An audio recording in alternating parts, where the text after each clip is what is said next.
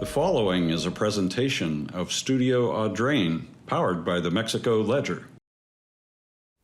Hey everyone, welcome into another edition of Community Matters with the Mexico Ledger. It is Studio Audrain. I'm your host, Matt Pilger, and joining us today for a very spooktacular edition of Community Matters is Mexico Public Safety Chief Brice Mesko, and we certainly appreciate you stopping by. Thanks for having me.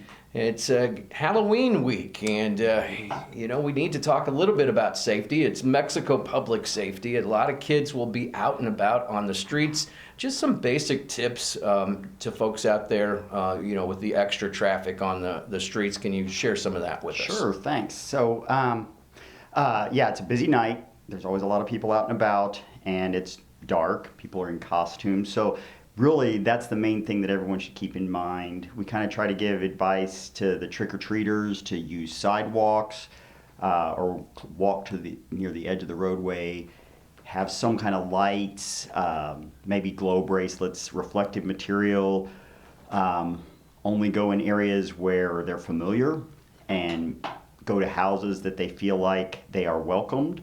And really watch the costumes that have tripping hazards or masks that reduce their visibility. And really, they could just remember that drivers don't always see them. Sometimes with headlights and traffic coming and going, it is not easy to be seen.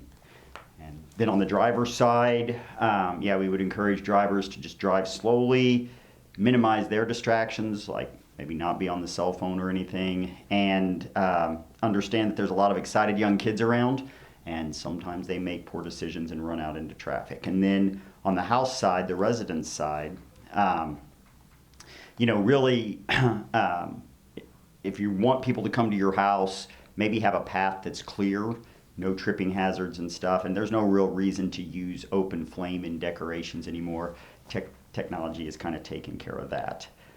So those are kind of the basics. There are a lot of people out. We would encourage people to go to a lot of the public events. That's kind of a easier way to score a lot of candy or whatever. And like the trunk or treat's going to be on the square. I know several churches and organizations are having trunk or treats. So going to those is a safer way maybe to not be around so much traffic.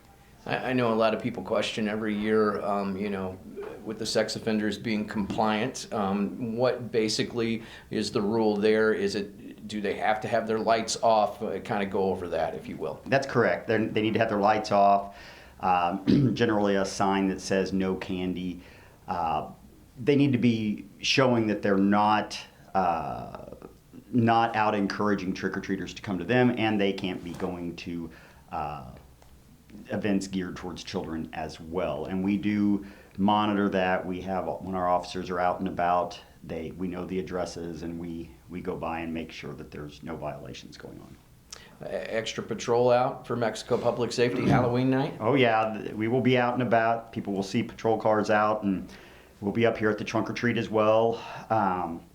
It should be a good time. That's always the expectation.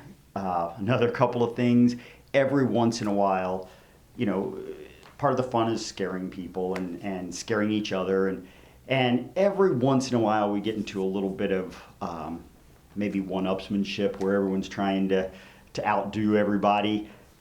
How about we just enjoy the moment? So if you're a homeowner and you want to scare some kids, okay. Maybe then if the kids and teens or whatever could not retaliate and try to do more to the homeowner, vice versa.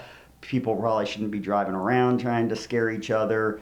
That's kind of when at least minor things happen. Trips, falls, people getting too scared, maybe even fights or something. So let's just reduce that and just enjoy the night for what it is. So, any brownie points for kids dressing up as police this year?